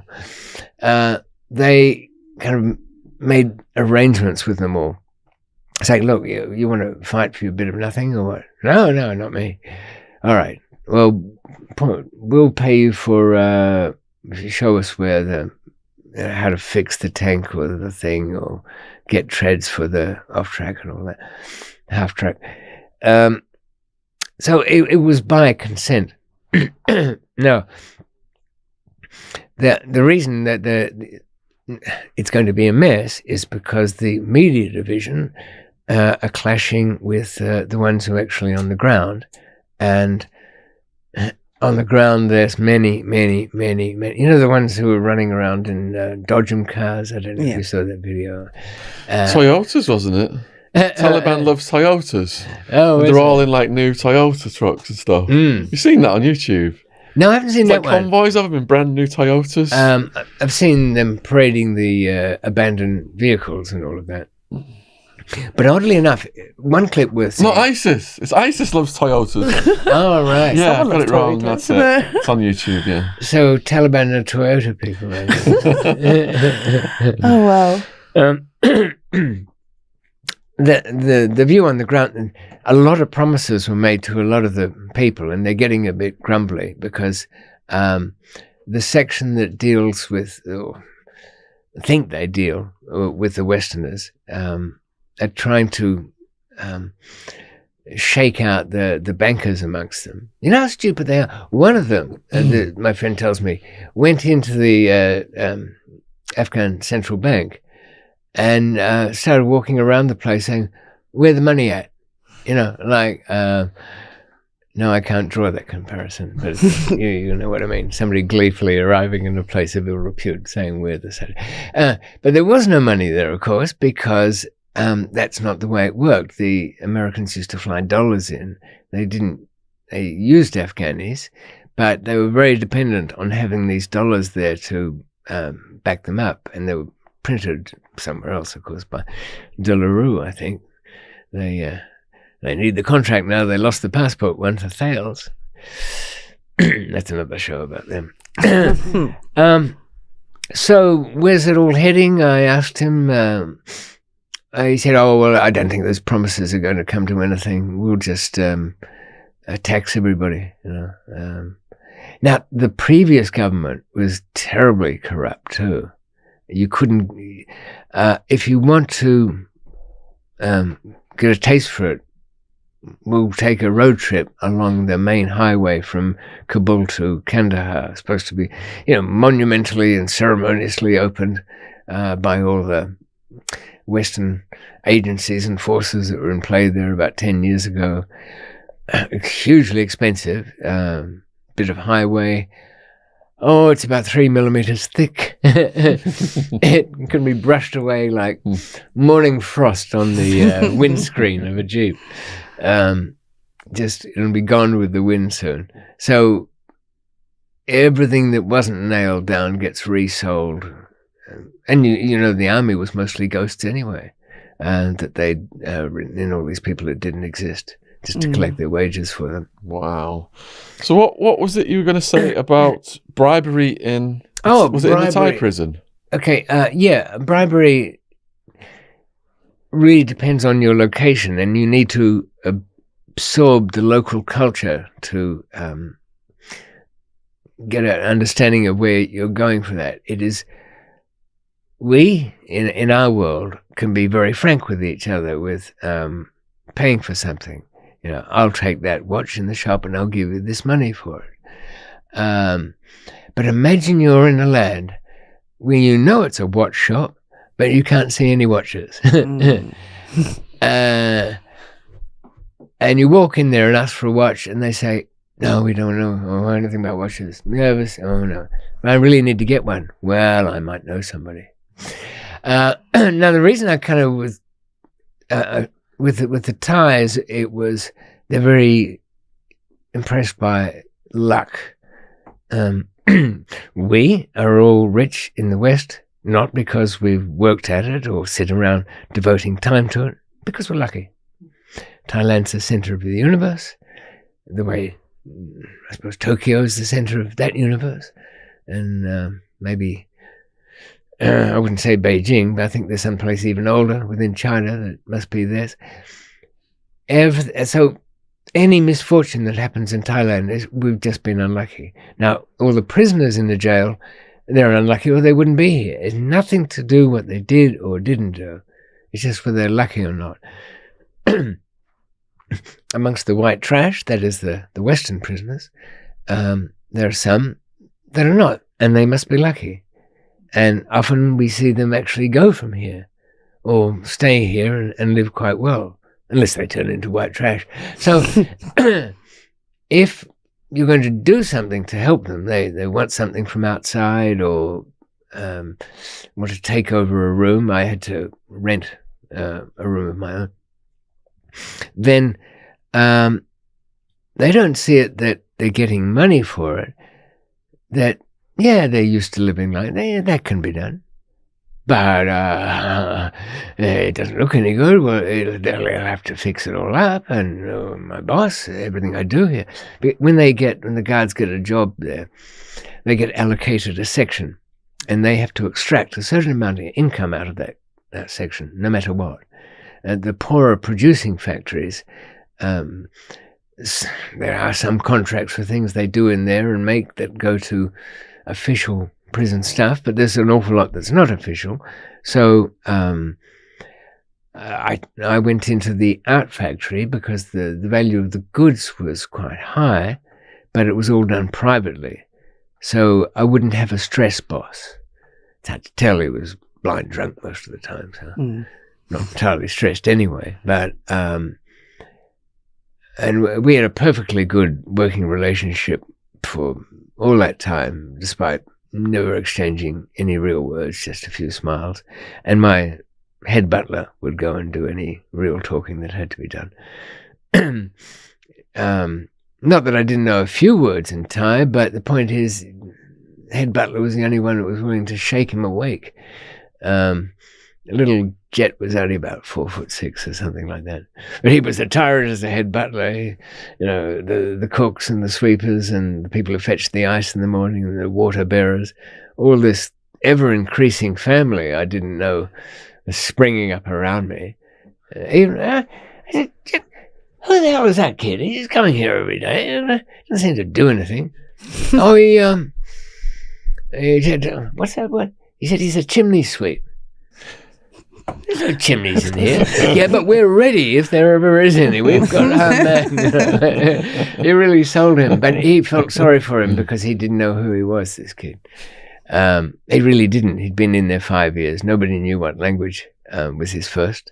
He looked Iranian, at a guess, we thought. Hairy enough for one. Pale enough for one. His uncle had taken him somewhere to the Gulf states when he was very little, and he'd ended up in Thailand, and he remembers he spoke to the nursemaids and then the cleaners as he got older and ended up on the streets. And the Thai police had arrested him. Don't know for what, don't know for why. Nobody found out. He didn't, to make an inquiry in that kind of place, you've got to have at least a little money in your hand, don't you? What am I here for? Who are you asking? You're asking the front layer of protection, the trustee who's the barrier between you and being annoyed by people. So you have to give him something to talk to the guy who will actually find out what your name is. You couldn't walk out the front because the name written on there was like something that meant Persian hairy man. It wasn't even his real name. A lot of them were in there just for from the sweep up from the streets, pretty much. Not as bad as Pakistan. That's on another level. So when I found it would be quite good to be regular and give a little more. If something was 10%, my own personal guard was 15%. I'd go to his head butler. Some of those trustees were nauseating too. I can imagine. You could see, even somebody who knew nothing about anything could walk in there and see where not to be. There were some people who guards were lying out on a sort of stretching recliner with a trustee on each leg massaging away. But the look on the trustee's face, that was the killer. It was like rapture. Religious. My master lets me massage his leg. What bliss! What more heaven! I said, this was pretty. Let's kill him. Let's kill him. Timestamp that for the trailer, James. Yeah. So it really annoys me when I get commenters on my own channel or somewhere else, some other place, saying, I bet you didn't do all that, you just bought your way out. What? Buy my way through 8 tiers, 8 levels of guards who are somehow supposed to trust each other, and then find a fall guy, because that's what Justin was telling me, that he stepped in a bit to protect my people who'd been cast aside, and worked out with the building chief who to blame. So it was quite a story. Apparently, a whole lot of prisoners that had been released were part of it, and mostly foreigners. Old English Nick, if you got arrested again shortly after that, it's all my fault. But then again, you did take 2 credit cards from me, and I've never heard anything about those, except on the monthly bills. I know. he sold a bit of weed down that way in Pattaya and had a Thai wife who helped him get out. You know, I bet she helped him get in. Milked the husband. It happens every so often. And not very generous with the allowance. Get him nicked. Oh, my husband, I can get you out. I might have to sleep with that policeman. Yeah, sleep. I'll sleep with the fucking policeman. Get me out of here.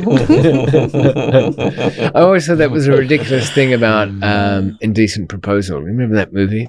Yes. Where the young couple are in Vegas. You know, he's losing. I don't know why they're trying to get money for something. It was a bit of a spin on Casablanca, the premise. And he's all knotted up because she's asking the question, he's going to pay me for $1 million for one night. And he... Richard Gere, wasn't it? No, it was Woody Harrelson in the version. Oh, was it? Okay. I saw. I thought to myself, if I was the husband, I'd be saying, well, sweetheart, if he doesn't want you, he can fuck me for one night for $1 million. You know? Yeah. $2 million for a threesome. It was really ridiculously took. Yeah. You can have it for a week for $1.5 million.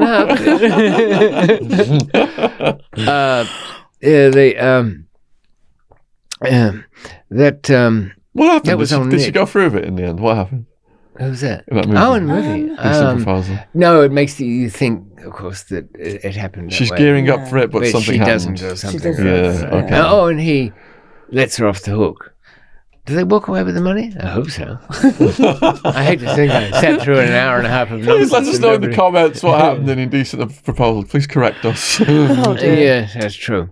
So, but if you go to other places in the world, bribery is a different thing altogether. Right. Like in Wandsworth, there was a night duty officer, and they're a separate bunch, by the way. They're not, decent, dishonest officers. They're decent night officers who haven't got any response.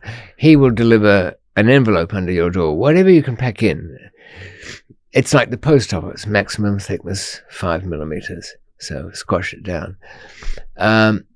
Limited because of that. But the dealers all used him because they got the spice in, and they got the spice in because it doesn't test up properly because the chemicals either react with everything or don't react with anything. I just interviewed Lee Davies, 4-hour interview on the True Crime Podcast.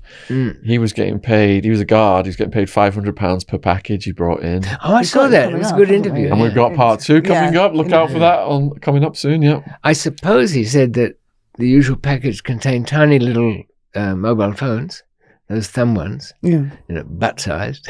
Butt-sized. They've got very tiny buttons on them. Oh, I thought you said butt size. Yeah, I did. Yeah. Oh, right, you did. But yeah. incidentally, they also have very Tiny hard little- to see buttons to press the number out. Oh, I do. Yeah, they make them just for that. They're not made because they're novelty phones that are small. They had designed torpedoes to go up the in the sandbox there. Keystring. And there'd be some there'd be light and dark in there, but not much light. Cocaine is not a big thing. It wouldn't. It doesn't really make prison, does it? It never makes prison. It's like I don't know, throwing a potted plant out of a multi-story building and wondering what actually hits the ground after it bounces off the wall 17 times. Nothing but a bit of dust. It would have been, whoever got it in would have taxed it. And then I saw somebody very enthusiastically taking an old, one of the inhalers that asthmatics have, and manufacturing a quick crack pipe out of it. And I said, I'll call him Warren, you don't seriously think you're going to get anything out of this? Well, and really, bubbling over with enthusiasm before utter disappointment followed. So there's not a lot of that in it, but there's always a bit of heroin in there, usually pretty low quality, or certainly ends up that way. But he got 500 per parcel. He said his starting salary was £18,000. And then they came at him with a sob story about his prisoner's dad, I think, was in hospital, and I need a phone to speak to him. 500 quid if you bring it in for me. All right. And that was the cover story, and then that's how it began. Oh, he did it for altruistic purposes. Of course, it's always for somebody's help. Like and then they earlier. headed over him, no doubt, did they? They what? They headed over him after that. Oh, once it started, there was no stopping it. And then the rival gang found out later on. Oh, rival so then he's gang, bringing it in for Liverpool, bringing it in for Manchester, and on it goes. How did he get busted? The prisoners started to treat him differently, and the staff started to notice. Yeah. Oh, they're all courteous and pally. Because it's us versus them usually, isn't it? Yeah. But he's their guy. So the staff started to notice. You know, the best person to get to in a prison is the one you can really trust to keep his mouth shut and do a quite dirty job. Not. I don't mean just bring some bit of weed in or something, but something more. I want the fucking keys to the kingdom here. Will be the hard ass in the place. The long-term guy. I remember twice it's happened to me. The most notorious rat prison officer in the place who would trash your place, confiscate you for anything, nick you for, I don't know, 3 extra sheets of paper you might have or whatever. And yet, 9 times out of 10, there's some of them just plain assholes and that's it. But a lot of them actually, it's a smokescreen. It's kind of, I'm experienced enough and wise enough with prisoners to know that 99% of you are scum, and I'm not putting my life and career on the line for just some rat.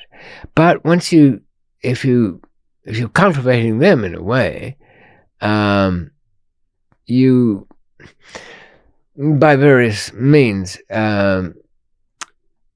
show them the story that you can really keep a secret. I was at one once where I don't know, what would you call my official role? Thief in chief?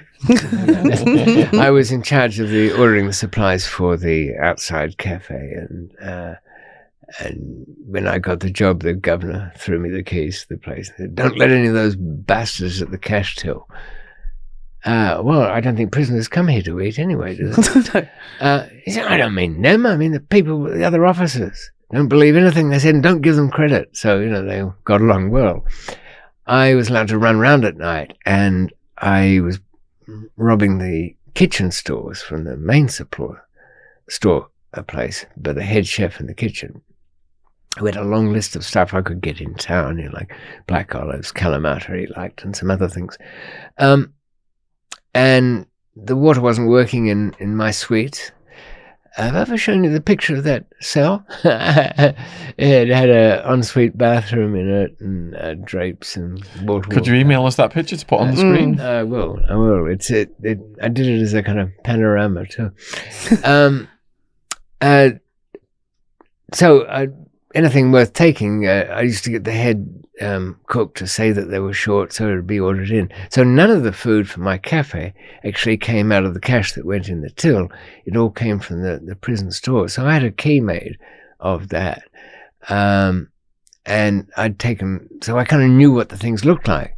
I was taking a shower, and as is my custom, I take them in the dark, especially in prisons.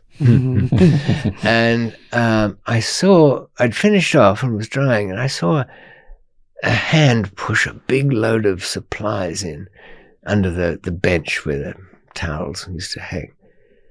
Hello, I know those A10 tins. Peas by the look of it. So I put on my dressing gown and trotted over there, and there was a second big bag coming in, and it was a uniformed arm pushing them under there.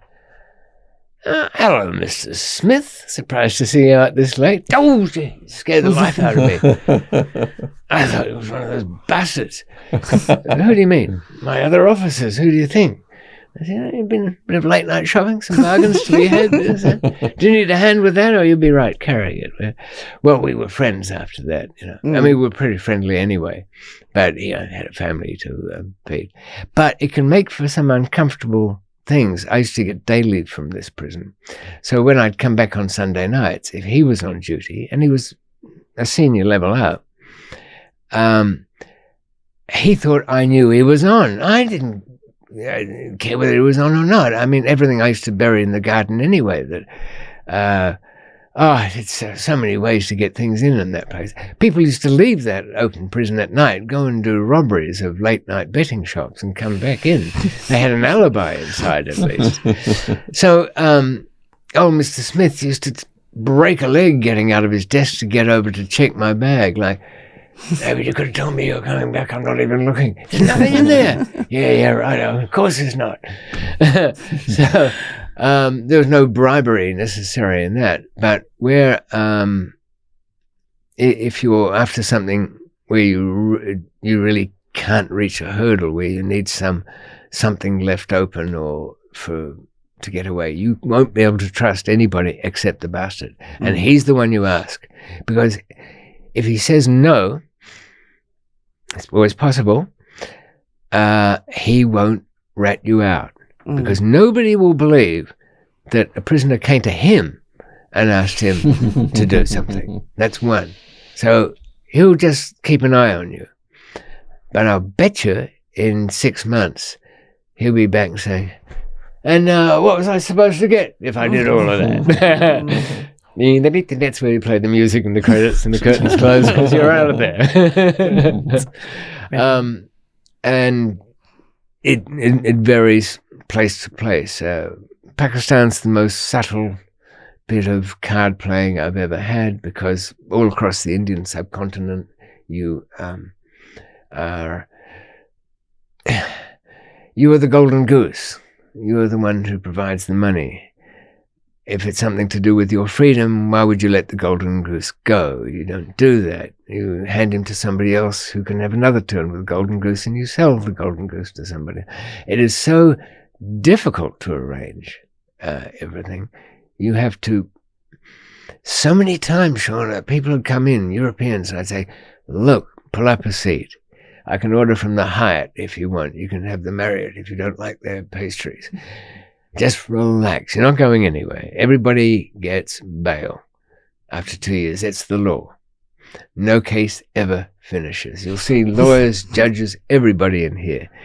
And why do they have ABC class officially? Because they've got to live somewhere. And they've got to pay their fees. So relax and just watch for a while. And you do. And it was really a struggle. I found it. I mean, and this was a few years after Bangkok. Bangkok was very systemized. It cost this for that, and that for that. There, it was, imagine going to a rug salesman's convention in Tehran or something like that. Who could you trust, even to ask the question? What were those old diamond dealers who used to throw a handkerchief over their head? They were the Hasidic Jews in New York. They'd meet when they're trading in diamonds, and they'd be shaking hands, but the handshake would be a very long one because a white handkerchief would go over the top. And as they're talking, what, so you're asking 35 for those? Tap, tap, tap. And that would mean that's not 35, that's 30. Oh, yeah, no, it couldn't be any more. Tap, tap, 20. So an entire conversation would go on the surface, and coded hand signals would take place under the handkerchief. Clever. As to what the actual deal was. So the competition, their brother, their mother, anybody who was around would think one thing. It's quite hard to do that. You've got to train yourself to let the talking part tell a lot of cobblers and the body part make movements for something else. Though I don't know why they say that, because we do it in every day of our lives. Yes. So, where are we going with this? We're on corruption and bribery. Yes. We've got about 15 minutes left. I'll tell you what I did want to bring up, because I know that we record one day and 12 years pass, and then the bribery story is really like a class, so we can return to that from time to time. Yeah, we've only got 15 minutes left. That's true. Yeah. But poor Sarah Everard was her killer will be sentenced today or tomorrow. But it's tomorrow, Friday, isn't it? Friday, yeah. Big sentences on a Friday. You can do two things in a court on Friday: go home or do the lot. And as they used to Australia, a hamburger with the lot—that's a life sentence. What do you think is going to happen to Wayne? What? Do you want to tell the viewers what this case is? Who? Sarah Everard, a young marketing executive, was walking along a street in Clapham, I think it was, to see her friend. She was stopped by a plainclothes police officer who showed a warrant card and then arrested her for breaking the lockdown quarantine rules. And slapped the old bracelets on you, put handcuffs on her. People passing by didn't think it was that, of course. They thought it was some undercover operation. But because he'd shown the warrant card and talked the talk, was he really a policeman? He was indeed a policeman. He'd clocked off from working at the American embassy earlier in the afternoon, where he's on, what do they call it? Consular protection staff or something like that. Oh, I've seen them. We protested outside of that, once. Did you? Yeah, with Miriam Margolyes. Oh, what did she get banged up for? She was banged up, actually. She said the strip search was like Christmas. Always with a line, I'm sure. She'd be great. We were actually protesting for the Making a Murderer guys, Stephen Avery and Brendan Dassey, that day. Oh, right. Yeah. Yeah, complex case. Well, anyway, Sarah was taken to a rent-a-car, driven some distance, then put into his personal car. And remember, he's a policeman, so he's kind of aware of what could be picked up and not. I presume the rented car was to some not easily traceable rentee.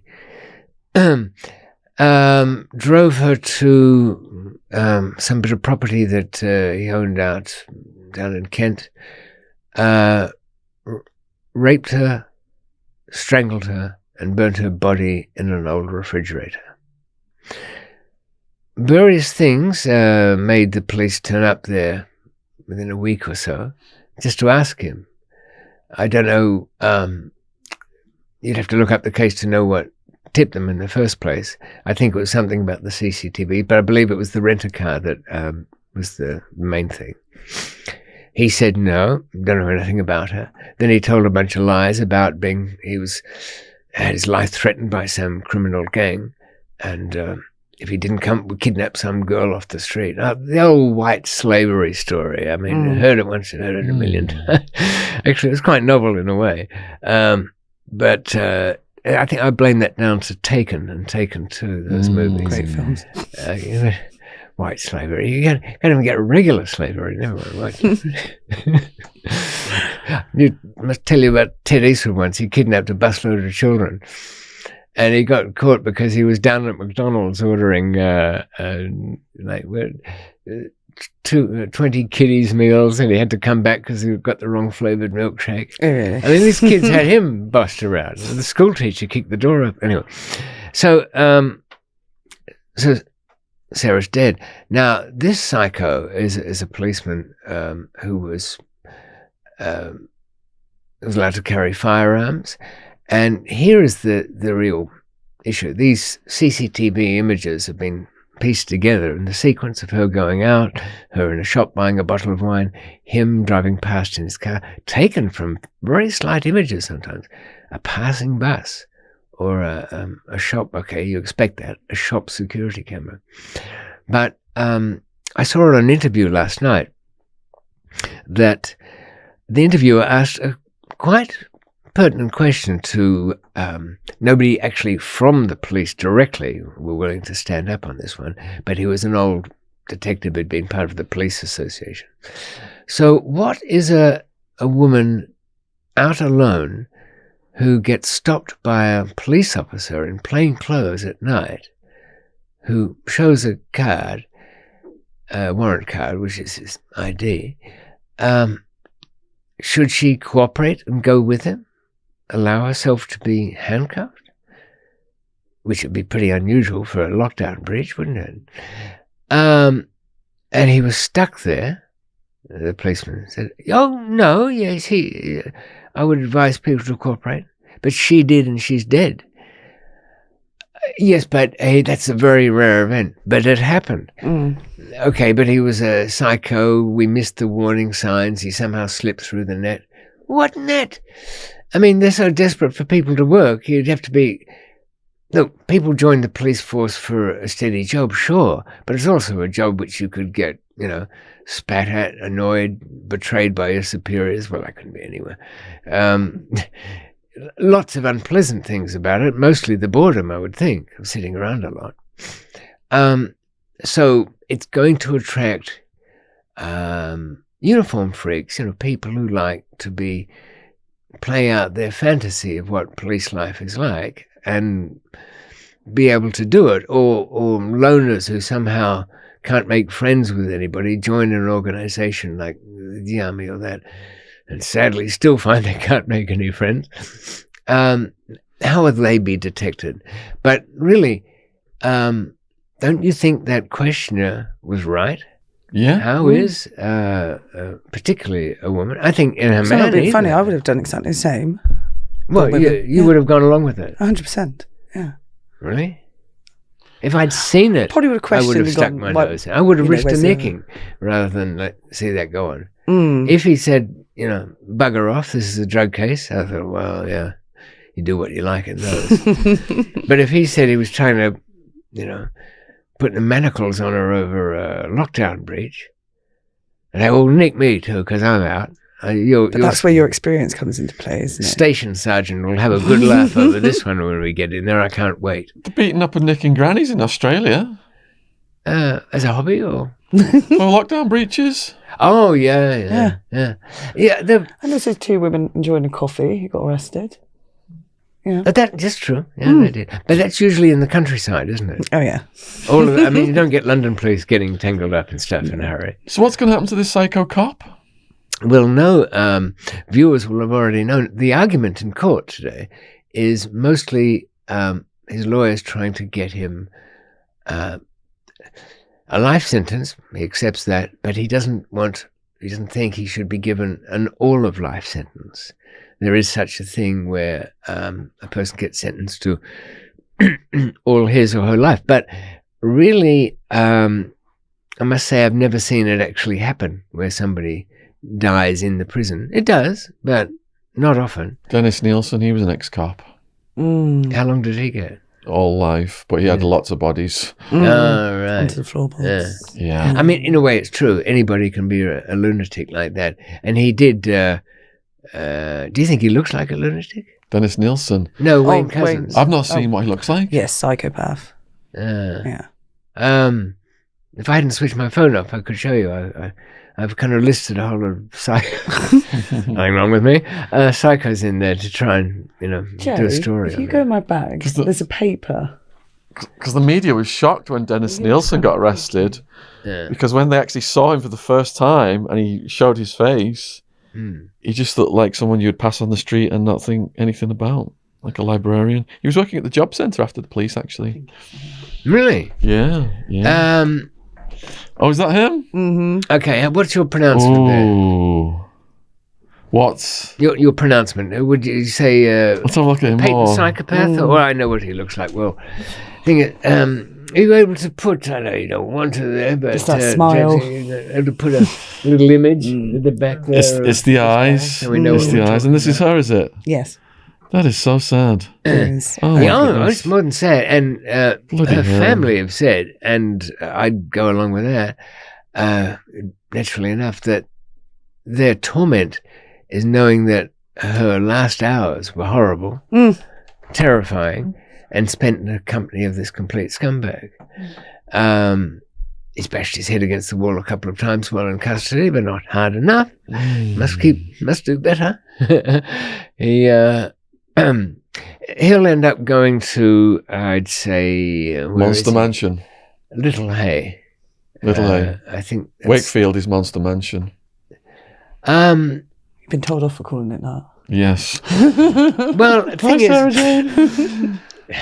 Well, what do you want, really? You think you're better than them? I'd hope so. But there are no standards. Really, Prisoner standards. Even amongst the murderers, there are. Incidentally, I should say that your murderer is a very good, I wouldn't say cellmate because they always have their own, but person to spend time with in jail. Very easy to live with. A murderer? Yeah, I had 6 of them around me. There's a spectrum of murderers, but some of them are very well behaved. Crime of passion ones I found were the most well behaved. The nicest. Yeah. They have why? Because you think they have some guilt that's residual. They had a whole normal life before. They weren't criminals. They had a family. They had a business. Come home. Wife's in bed with the Mexican pool cleaner. And grabs his gun, shoots both of them dead. Did actually hear stories like that. It's defensible in France, is what it used to be. Is it? Yeah. It certainly So who brings is it your down. favourite serial killer? And why? Favourite serial killer? I don't know. No, I've got a long We're list. going to have to wrap it up here, David, because we've run out of time. But, we've sent a lot of people over to Lad Bible. What was the experience like with Lad Bible then? And if you've not seen David's Lad Bible yet, we urge you to Google it and find it on YouTube, his Lad Bible. It's 2 parts there is. Having been perhaps slightly hastily critical of them earlier in the show. Well, we'll delete that. And that. No, it's all right. You can leave the second part. They'll get curious. It was genuinely good. And I say that with this genuine look on my face. But it's like a little cozy, very young team in there at, what is it, a relay house or someplace you can't get to across town. Food's bad, though. There isn't any. I think it was really during the middle of some period of time when nappy rash was everywhere. We couldn't get food in. They had a couple of it's a very glassy building, so every time a siren went past, and there seemed to be a lot of them at this period of which I'm talking, they just stopped recording and then going on. But liked everybody. They were young. But I must admit, I was at fault for, I think it's always best to have in an audience maybe a bunch of kids or something that you have to kind of explain things or a bunch of... Einstein said if you can't explain some concept to your grandmother, you don't understand it properly. But he was talking about science, but maybe I felt like I was at some dinner party where I could talk really just myself to people I already knew for a long time. So it was, rather than an interview, it was just me rabbiting on, which I do here, I know. Rabbiting on? But no, it was kind of good. I think they're a bit selective, though, I can say now. Oh, yes. I'm back in we only send them the best. 12 times he's been on the podcast. Yeah, I think, I hope that this one makes up for number 11, which was...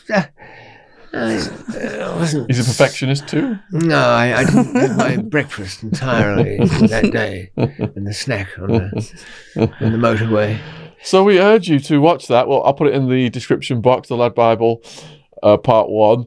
I urge you to check out David's other stuff on his channel and subscribe to his channel. Help him grow. If you want to watch episodes 1 to 11, link will be down there for the slew of them in the description box. As will a link for the organic cotton escape ladders. Really? Handy if you are in Thai prison. Lightweight, won't rip the skin off your fingers as you slide down. Is that thing you brought in earlier? Was that something organically made?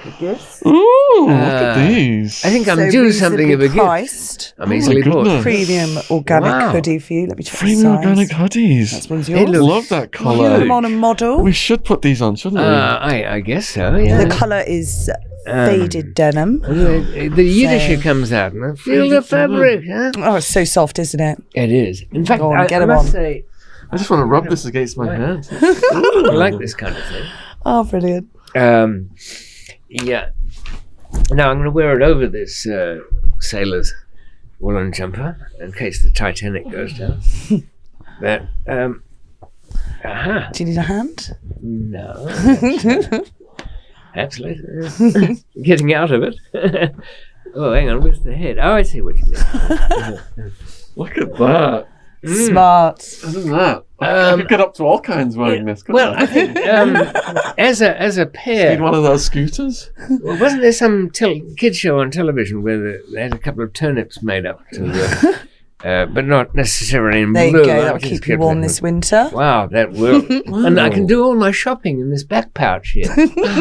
And where can people obtain these, Jen? They can obtain them on the website, organiccotonclothing.co.uk. No, Link actually, in the I like description that. box below this video. Thank you.